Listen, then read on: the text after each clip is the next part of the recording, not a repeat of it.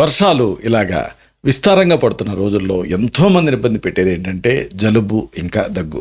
ముఖ్యంగా చిన్నపిల్లల్ని ఒకసారి ఇది అటాక్ చేస్తే ఇక చాలా కాలం పాటు ఇబ్బంది పెడుతూ ఉంటుంది.